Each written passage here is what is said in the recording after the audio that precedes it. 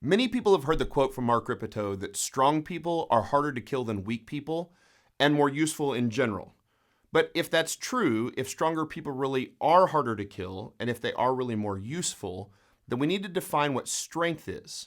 See, we already said in the last video that strength is the greatest of physical abilities, but we didn't really say what strength was.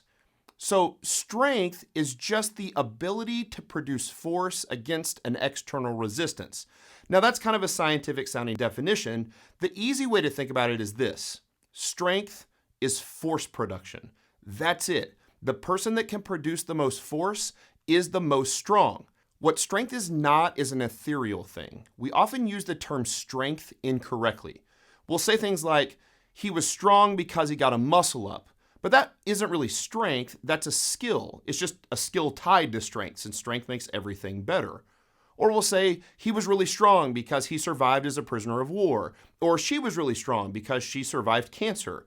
But that's not really strength either. That's mental toughness. So what is strength? Well, the person who can squat 400 pounds is stronger than the person who can squat 200 pounds. The person who squats 400 pounds has to produce more force against the floor and into the barbell than the person who squats 200 pounds. And the same goes for people who deadlift or bench press or do any of the big strength exercises that are really going to help us produce the most force. So the person who produces the most force is the strongest and thus more useful and thus harder to kill.